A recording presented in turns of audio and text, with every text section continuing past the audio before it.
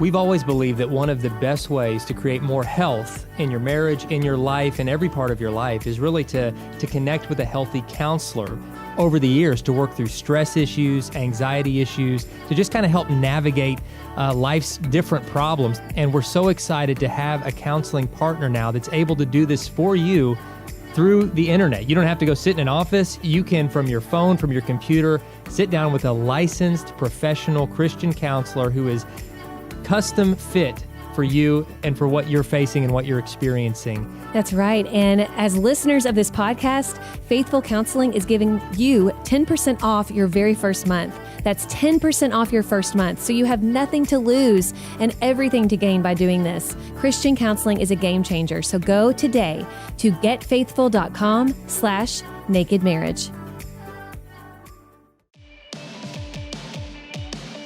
Hello and welcome back to the Naked Marriage Podcast. We are Dave and Ashley Willis, and on this podcast, we address the truth about sex, intimacy, and lifelong love, and we have an awesome episode for you today. We have our dear friends here, Sean and Lanette Reed. Yeah, and Sean and Lanette are dear friends of ours. I mean, they're literally two of our favorite people. We love hanging out with them every chance that we get. They're part of the EXO speaking team. They've got 2 decades of ministry experience together, and they're currently marriage and family pastors at Open Door Church in North Carolina. They're also the authors of a great new book called Marriage in Transition, Creating Connection Through Uncontrollable Change. And we're going to be talking about that book today. You can learn more about them at marriageandtransition.com or their ministry website, seanandlanette.com. And those links will be in the show notes. But I'm so excited about today's conversation with our dear friends, so let's dive in. Well, like we said during the intro, I am so excited about our guests today, our dear friends, Sean and Lanette Reed. Welcome to the podcast, guys. We're so glad to be here so with you guys today. Yeah. Y'all are some of our favorite people. You are some of our faves too. I'm having to fight the urge to like break social distancing protocols and crawl across this table and just hug you during the entire interview. Like, oh my gosh, it would be really awkward for maybe for you. I would love it. Just to hug you while we talk. Wow. But I know that I'm not allowed to do that for. It's okay. For many reasons. We'll pretend you're over here. Yes, with us. but I'm there in spirit. I'm over there in spirit. That's right. But no, it's great to see you guys. Yeah. It is, and we are so excited to talk to you about all kinds of things because you guys are just you have so much knowledge and so much wisdom. But we're going to talk specifically today about your new book, Yes. Marriage in Transition, which I love the title because every marriage is in transition, probably perpetually. Yes. But I think that there's some, milestone transitions that every marriage goes through, and I can't wait to hear your wisdom on this subject. Yeah, we, about 4 years ago, Lanette and I, we were going through a few transitions, Yeah. and then it kind of hit us that every time we were going through a specific scenario, whatever it was, we were kind of going on a cycle of some of the same issues just perpetually reoccurring within our relationship. Yeah. And we started realizing that there were like these seasonal tests that continued to pop up within our relationship. And we were like, I think we have to pass this test because our marriage continues to go through this same thing. And the only way to graduate from it is we have to learn to identify when our marriage is in transition and how do we grow from it? How do we get out of this, right? And how do we prepare for the next season that's about to happen in our lives? So Yeah, and we had to learn, there were different triggers that were taking place. And so it didn't really matter the type of transition that we were going through, but behavior started to change and, triggers started to take place. And we sat down and we were like, okay, every time there is a transition, this happens either between us or I'm always feeling this. And so we really had a heart-to-heart, and out came a book. I love it. Well, those are the best kind of books because you've walked it, Yeah. I love that. And you guys really have walked it. Like, I've always been fascinated by you two because you have the wisdom of 85-year-olds, but you look like 25-year-olds. and so like I'm just like, how is that possible? Yeah. But no, really, just your insight is something that's so rich. But you have lived through a lot of transition, and even recently, you've become empty nesters. Yeah. You've moved across the country. Yeah. You've started a new ministry position, a new job. So you've had a decade's worth of transition or more just within the last 2 years. And so just in real time, kind of walk us through what marriage and transition has looked like for you guys just just within these last couple years. Yeah. Well, all 3 of our children graduated high school and are all in college currently. Yeah. So we have a senior, a junior, senior, because she's going to graduate early, and then a sophomore. Yeah, all in college at the same time. Wow. That's a lot. Pray for our budget. Yeah. And then We at didn't the same give time, baby making much thought. yeah, we just had them. We had them back to back. You know, We need to But at set up the a same time- GoFundMe account. Yeah, we can let absolutely. people know Yeah. about it. That's a lot. That's a lot of kids. And so that happened, and then we were lead pastors of Crossroads Church for like 15 years. Yep. And then God began to kind of shift us in a new direction to where now we're the marriage and family pastors at Open Door Church in North Carolina. So we moved from Texas to North Carolina. And all of that happened while our children were literally taking new steps into early adulthood. And that whole transition, just the change in our role and our mindset. I mean, it was a lot. I mean, like you said, we were at Crossroads for 15 years. And so that's a long time to have a steady job. Yeah. You A lot of relationships. There was nothing wrong, but God was just saying otherwise. And so not only do we have a different position, but now we're in a completely different area on the East Coast. Yeah. We've never lived there. And so there were just a lot of just new territories that we've never approached. Yeah. And all that happening while our joints are starting to change and things go, snap, crackle, and pop in spots that we never would have thought of. And I got gray hair popping up in random places. That's a really big deal right now with him. Yeah. Listen, gray hair needs to just decide what it's going to be. Are we going to be black and white? Or are we going to be all the way gray? What's happening with me? I And so, told him I like the salt and pepper. Really? Well, I like the salt and pepper, but Ashley, when I first started going gray, it freaked her out, and so she freaked me out. I was just This is my story. so okay, you know it. Okay, so she gently suggested that I try Just for Men. Just Yes, for Men sir. is not yet okay, he had a a box. sponsor of this podcast, Yes, though I did okay, get a good. bottle for $8 Yes, on sir. Amazon, and I tried it, and it felt like I was, I don't know, like I felt weird, like I was putting shoe polish on my head. yeah. And I felt like I was a fraud. Yeah. Like I looked at myself and I'm Yeah. like, now my hair's black again, but this doesn't is- feel yeah, right. yeah. And so then I let it grow back out, and I'm back to salt and pepper. You are and handsome no matter I feel what. much Aw. much Yeah. better. Much Well- better. well- I'm just kidding. You were. She wasn't freaking out about it. I was Here's just the teasing thing, her. man. It's a sign of the times, bro. And it's just like, it's going to change, Yeah. but have you changed? Yeah. Have you adjusted to where you are now? Yeah. And that's a reoccurring thing that pops up now as Yep. we're, in our lives personally. And that's one of the things that we really discuss in the book. You have to root yourself in new moments on a continual basis. Yeah. But, as well as we do, that we like to become comfortable. And I don't say that in all cases we resist change, because sometimes change is good. If somebody came and said, we want to give you an increase in how much you get paid on your job, most people like that change, But it's where we're secure and safe, we're most comfortable relationally with our family and our environment, and all of a sudden things really do change, and we have to root ourselves in these new moments and say, who are we now? Yeah, that's what I was about to say. Those, whether we believe it or not, it's tied to our identity. Yeah. And so when change happens, it really questions, okay, who am I really? Yeah. Like, because I'm different. I looked in the mirror, it's like I'm a fraud. it's really setting all that aside and grasping the times, the age, whatever challenges are coming up. It's kind of like, who am I now? Yeah. Yeah. I love that. And I'm turning 40 this year. You look good, And girl. so, well, thank you. I will never look as young as you guys. We always are like, gosh, they age so gracefully. But it does make you, and Dave's 42. Am I saying that right? I can't remember 42. how old I am. Okay. No, yeah, 42. And it does make you, I feel like the whole midlife thing, that's a real thing. And Dave and I, we tease about it because, we've been in midlife or achieved midlife. Is it an achievement? I don't know. But in the middle of moving as well. Yeah. And it does cause you to question a lot of things. And I think, too, where a lot of the rub comes from with couples is that we process it differently, you Yes. know?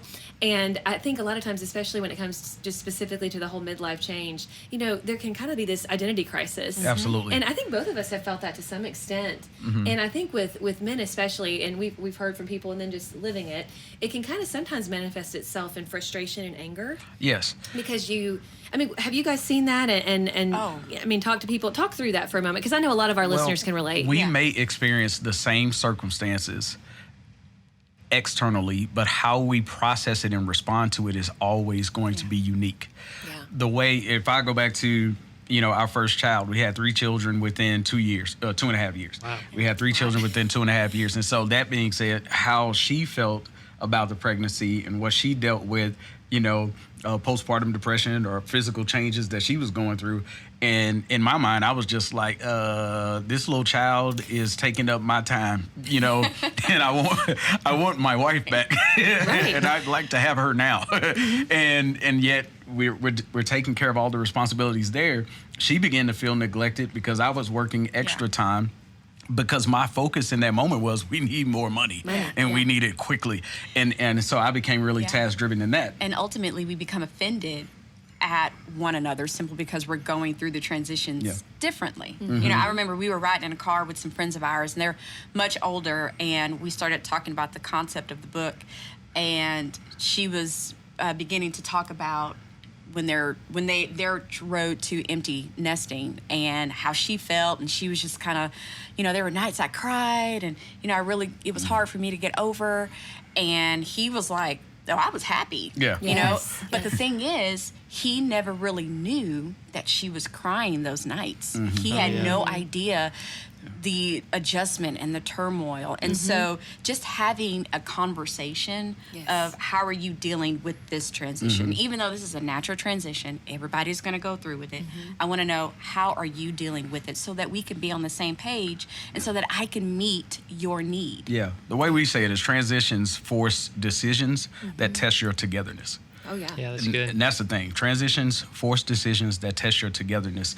And your marriage comes under fire when, if I don't feel or empathize, more than sympathize, I have to empathize with what my wife is actually going through and hear her heart, and then try to serve her while she feels what she feels, and not invalidate those feelings and come against what it is that she's saying and not see it from her perspective, and vice versa. Then there's going to be this tension that exists right there, and division ultimately can creep in, or as I react in an unhealthy manner to her, or vice versa, what ends up happening is these negative seeds of negativity are sown, and dissension begins to come in, because now I begin to interpret my spouse according to how they reacted, instead of going off of what I know to be true about my spouse. Like, who are they? Right? Yeah. This is God's child. This is my spouse. I love them. They're precious to me. We have history. And instead, I only begin to see them according to what I disliked about who they've been in this last season. Right, yes. And it's almost like we forget about everything that we know to be true about them and what's real. And they're going through, and they may be hurting in this moment. And we have to fight for the truth of who we are. And it goes back to what you were saying about identity, you know?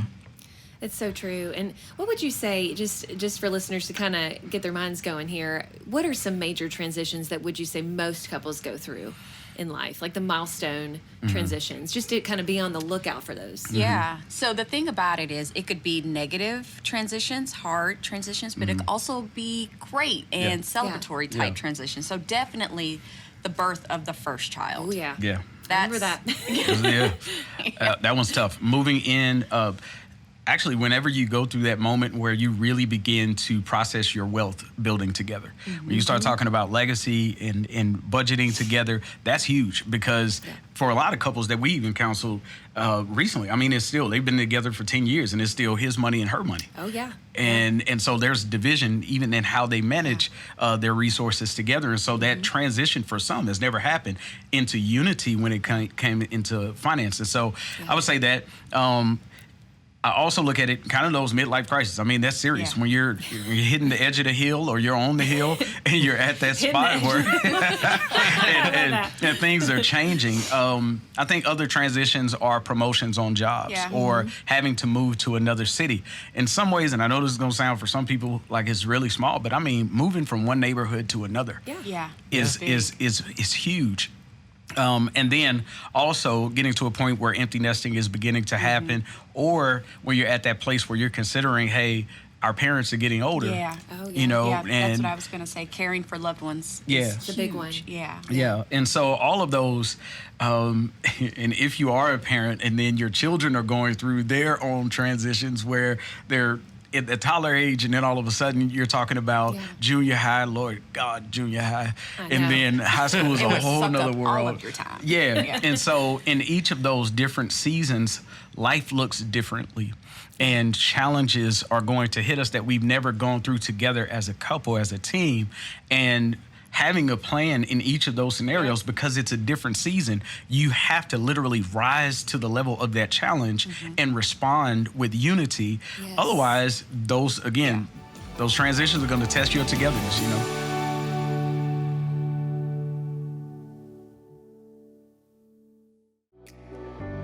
Our great friends, Sean and Lanette Reed, have a new book out, and we are so excited to tell you about it. It's called Marriage in Transition. No matter what changes and transitions you face in your life, your marriage can make it. Sean and Lanette share from their own personal experiences about how to stay connected to your spouse even during uncontrollable change. You'll learn how to grow closer together to your spouse through conflict, how to understand your spouse's response to change, and how to create a plan of action that you can agree upon together. Get your copy of Marriage in Transition now at marriageintransition.com.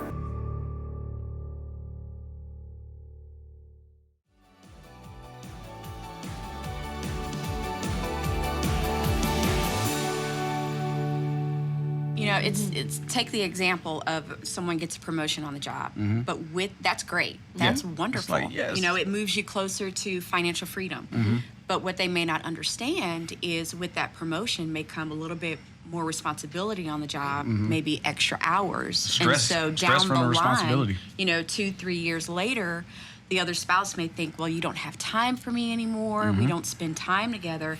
Not really realizing that the beginning of that whole transition was with the promotion. Yeah. And they just didn't sit down and say, okay, yes, yay, we got the money, but now what does it look like practically for our family, and how can we sustain that unity while maintaining this? While we're maintaining more blessing. Yeah. Right? With the more children, more prosperity, and all of that. When is our date time? Right? When are we going to travel? When are we going to help the kids with homework? I mean, it's simple things, but those things all of a sudden become huge issues. And so sometimes transitions, when we reveal a side of character that's displeasing to the other spouse, it causes a little bit of trauma. Right? And some of those, you know, we mentioned a lot of those different seasons and stages that are kind of the natural progression, but sometimes you also are dealing with grief. You know, you're dealing with the loss of a loved one or the loss of income. And we're reacting to like real pain and trauma that, you know, and the way we define trauma is just any experience that's too overwhelming for the mind or body to process appropriately. And that happens more often than we understand. Yes. And what happens is we have these traumatic experiences and we just kind of move on as if time will heal the wound, and it won't. And so we're battling, you know, these demons quietly, you know, that are going on internally, but individually. And we may not be speaking up about it, but we may be reacting to it. And it can be 3-4 years from when an event occurred, and we're still carrying some pain. And you are no longer the same person that you once were. And your spouse is just kind of like, what is happening? What's going on? You know, what's going on in there? And since they haven't dealt with it, it becomes like that traumatic experience becomes almost like a puppet master. And there are strings attached to a past circumstance that are still kind of, you know, controlling the movement of who we are in the present. And unresolved trauma ultimately will echo into your future, and it'll cause reoccurring reactions in the present moment to pain and traumatic experience that have happened in the past. And so we got to get healed. You know, healing is essential. It really is, and there's so much depth in that. And you know, before we dive into the question, kind of like just one thing I'd love for you two to weigh in on is that in transition, what we found I mean, in our own marriage and in marriages of a lot of folks that we counsel and work with, is that usually each individual spouse processes things at a different pace. Yes. And so there's usually one spouse that is more comfortable with transition, more comfortable with change, just because of how they're wired. Yep. It's not a right personality or wrong. They're wired to be more open to change. And the other one is more comforted by stability and consistency. And so they're more rocked by change. And this impacts how they deal with everything, how they deal with transition, how they deal with grief. And then the one spouse who's ready to move forward faster can feel like I'm being held back by you because you're not moving fast enough. And the other one is feeling like you're trying to drag me through this, and I feel completely unsettled and unsafe, and it can create friction. And so what would be your advice just for that couple who really are like most couples where they're dealing with transition, but they're doing it in a different way, and they're trying to, without changing each other's personalities, they're trying to find some unity in that and serve each other in that. What does that look like? I know it's going to sound really simple, but they first have to get to a point to where they're actually admitting where they are. Yeah. Like, where are you emotionally? Do you feel that you're the person that's kind of having to drag your feet a little bit because the other person isn't quite catching up to, hey, we need to turn the page and move forward? Or if you're that person that is saying, hey, you're dragging me, I need time to process this. We have to first come to the point to where we actually admit that. And so what we have sometimes is you'll have a person who's really been struggling with this for a long time, and they've held it in for so long, and they won't say anything about it, not verbally, but maybe physically or financially. It's coming out one way or another. It's coming out. Can they have that breakthrough moment where they wake up and they say, let's pause real quick and assess where our relationship is? And this is something that Lanette and I, we would do in several stages. One, we would have at the end of the year, we would just kind of assess, where are we? How did we do with our goals that we set for this past year? And where do we want to be next year with our relationship? It's kind of like a pit stop relationally to where you can actually assess where you are. And then secondly, on a smaller scale, we would have just weekly conversations where we actually sat down with one another and we're asking each other, how are you? How are you doing? And if couples don't have those like moments where they can kind of pause and really assess where they are emotionally, spiritually, physically, then those conversations are never had to where we can get out into the open.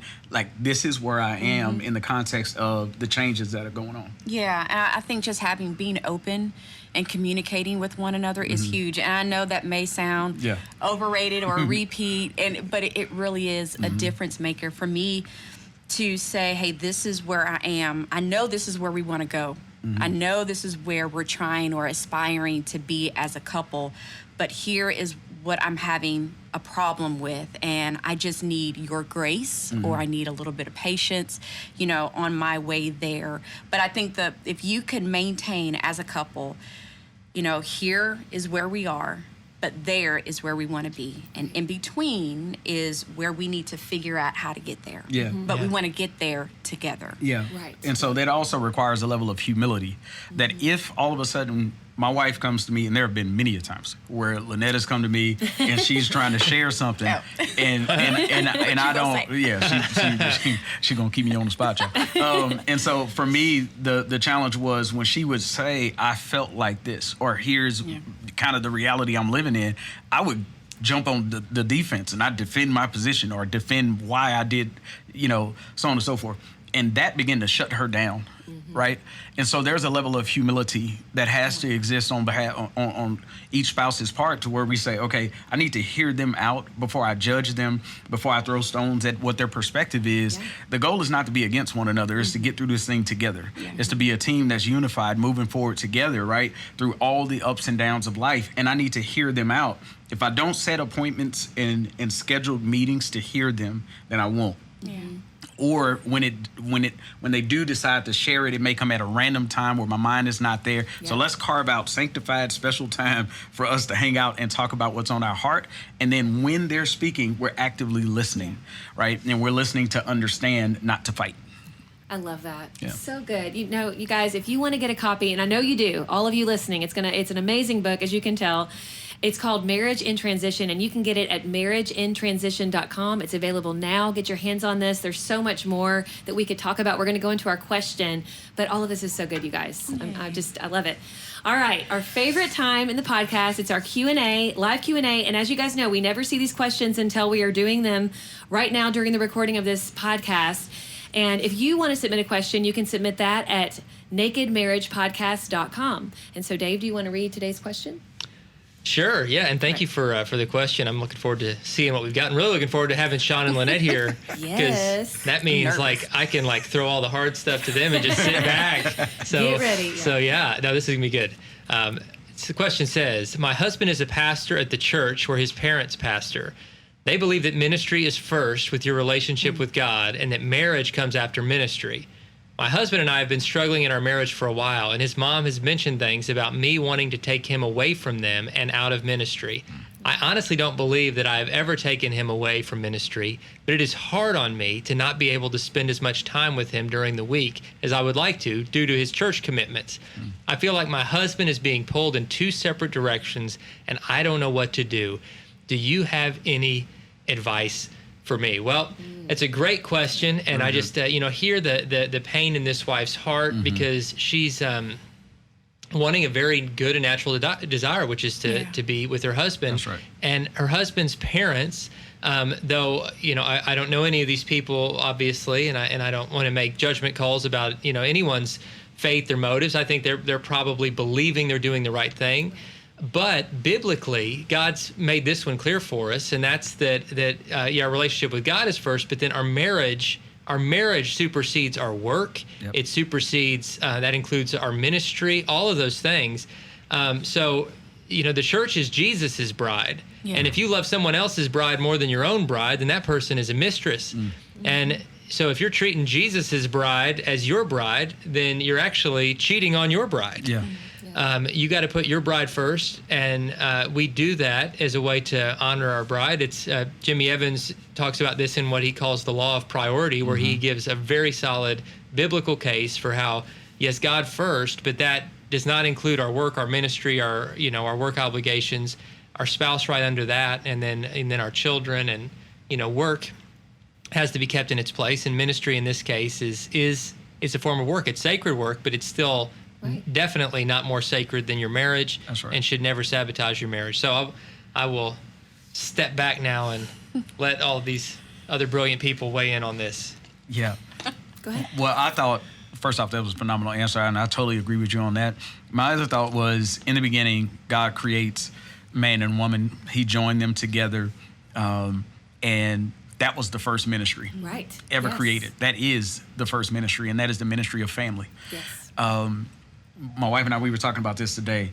When God revealed himself to the world, he could have used any title. And when his son came on the scene, God the Father, God the Son. And the relationship between the two was so unique. And it was a revelation to mankind, to the world, that they had always seen him as Yahweh, or, this distant God, in their sense of, okay, he's a deity, we are humanity, and there's a disconnect. But God wanted to reveal himself to us as family. And we are the family of God. We're called the children of God.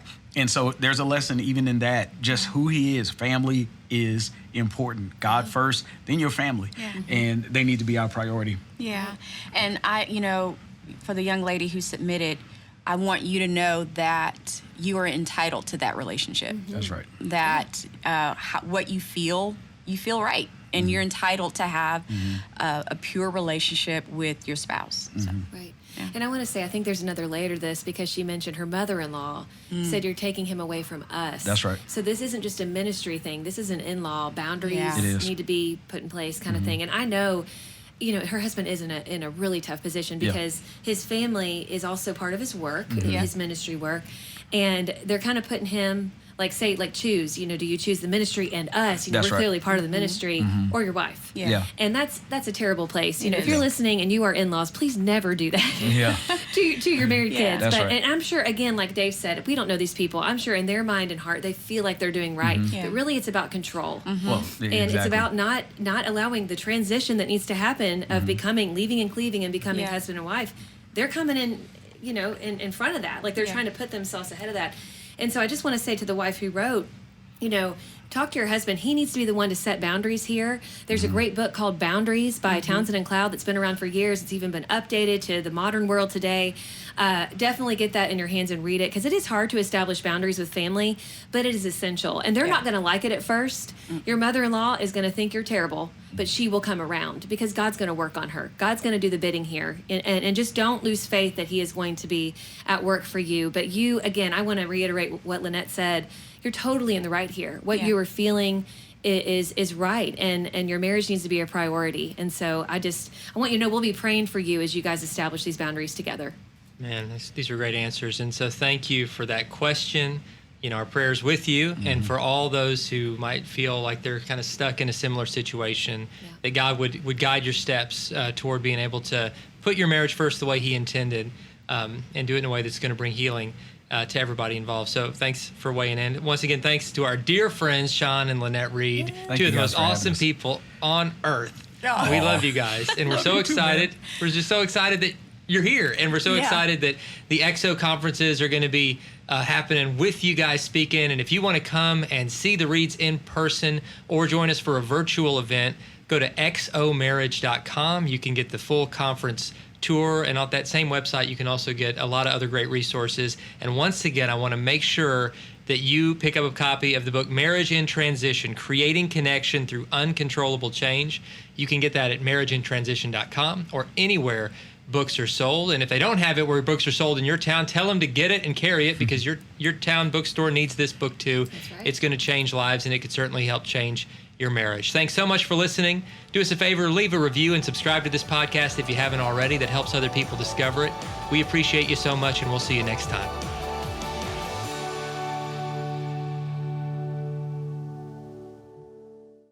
Hey listeners, we just want to show you how much we appreciate you listening to the podcast week after week, and we have a free gift just for you listeners, and that is a free chapter from our very new book, Naked and Healthy.